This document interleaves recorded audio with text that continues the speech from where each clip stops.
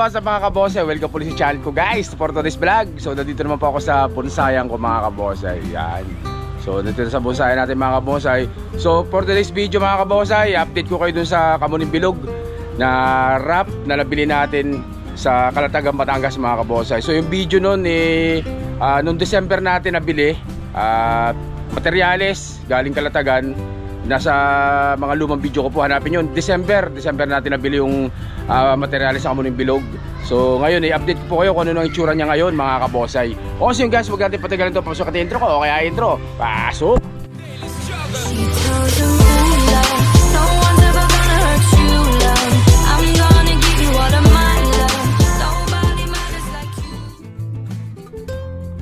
So yun na nga mga kabosay. Yan. So ito na po yung Kamuning Bilog na nabili natin kay Jonathan Dakil. Yan mga kabonsay. Yan. So ganyan pong kalaki yan mga kabonsay. Napakalaki po niyang Kamuning Bilog na yan guys. Yan. Yan po. Wild na po. Lahat po ng mga abang na ginawa natin tinubuan naman po mga kabonsay kagaya niyan.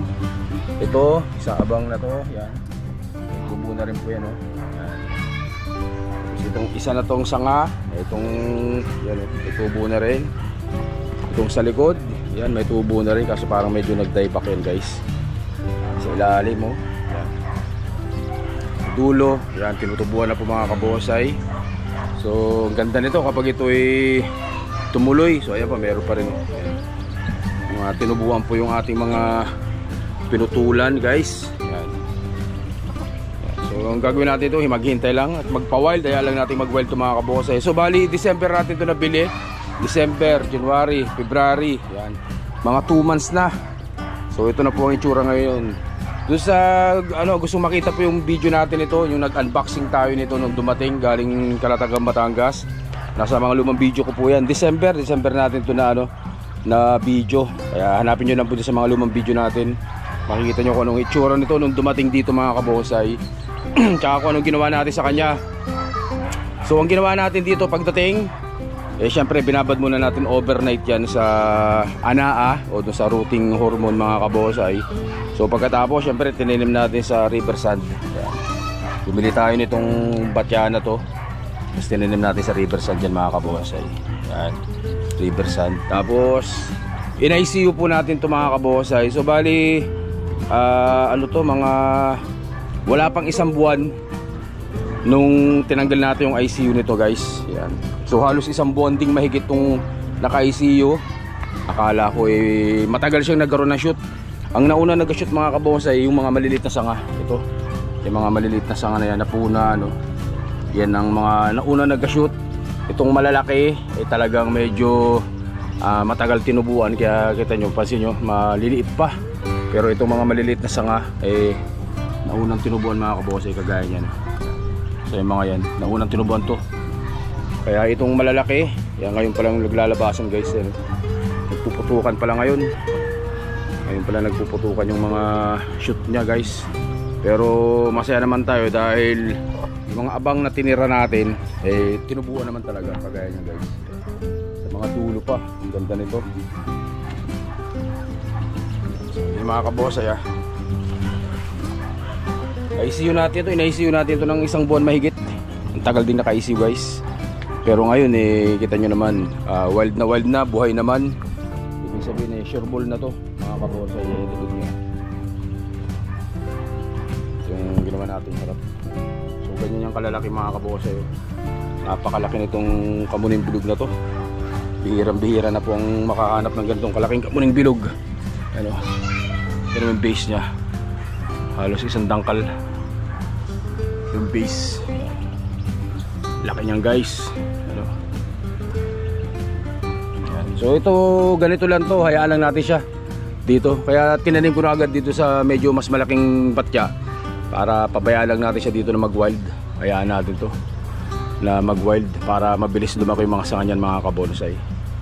Yan, nakakatuwa.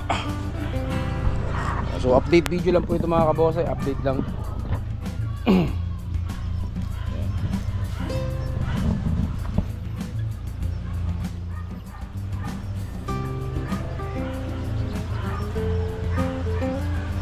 So update ko rin kayo dun sa mga winner natin ni Master Romy Cohas. Yung mga kamuning bilog natin na galing din ng Kalatagan, yung mga winner dati. I-update ko, ipapakita ko sa inyo isa-isa. Okay guys. So ito yung isa na winner ni Master Romy Cohas, mga kabonsay. Kita nyo naman ang itsura niyan. Sobrang malilit din ang tao ng galing Kalatagan guys. So ito reposition to, medyo nakatagilid ng ganyan ng tanim nito, sabi ni Master Romy. Yan. Yan, ganyan ang ano. Ireripat namin ito ngayong March siguro o April. Baka mairipat na natin yan. Kasi may ano na to, may first, second generation na ba na branch na mga kabonsay. Yung iba may third generation na rin. Kung kami ng bilog din po yan mga kabonsay, kami ng bilog. So ito pa yung isa, yung sa mga winner ni Master Romy. Yung nakahiga. So twin trunk na nakahiga yan guys. Hindi yung mga winner ni Master Romy yan, ng Laguna mga kabonsay. Pero meron pa tayong ilang piraso, 4 na piraso ata na ipapawerding kay Master. Si Master ang paghihipuin natin ito para talagang ano niya, may forma niya. Kahit yung mga ano lang, primary branch ang mailatag ni Master Romy, tayo nang bahala dun sa secondary tsaka sa tertiary branch. At least i-program niya na. So ito guys, ito yung sinasabi ko, weld na rin. So kinuha natin sa Kalatagan, naka-wire. So ginawa ko, tinanggalan ko para makabuelo. So ayan na, ang lalaki na. Ang lalaki na ng sanga. Kaya pwede nang i-wiring din ito mga kabonsay. Pwede nang i-wire sabay repat sa ano, bonsai pat o sa concrete pat mga kabonsay. Ganda rin itong kamuning bilog na to. Ganda ng base, ganda ng paa. Hanap pa tayo dito. Meron pa dito. Ito. Yan. So ito guys, ito rin yung galing sa Kalatagan din yan mga kabonsay. Twin trunk na to. So ano din to, naka-wire na rin dati, tinanggalan ko lang. So ipapalatag din natin ulit kay Master yan.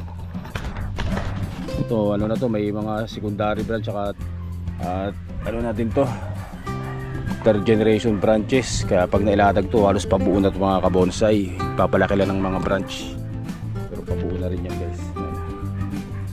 So galing din ng Kalatagan, Batangas yan mga kabonsay, yung kamuning bilog na to.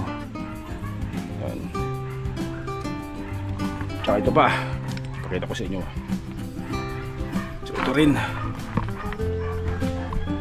papawire din natin yan kay Master Romy para mai-program niya ng maganda guys. Malalaki na rin ang sanga nito. Update lang to guys, update lang sa mga alaga nating kamuning bilog. So ito pa, may mga kamuning bilog din tayo dito na maliliit. Ito, yan. Medyo maliit lang na kamuning bilog. So ganyan na kalaki guys. So ayan, nasa likod na yan. Bali 3 piraso rin to, galing din ng Kalatagan. So hanapin nyo po sa lumang video ko yung pag pick up namin ito ng mga bonsai na to sa Kalatagan, Batangas. Yan, maraming part yan. Lahat ng hunter po sa Kalatagan napuntahan natin lahat halos. Kaya manood po kayo dun. Baka nasa dulo po ng mga video ko yung mga Facebook po ng mga hunter sa Kalatagan. Baka may kakursunada kayo, pwede nyo pasyalan mga kabonsay.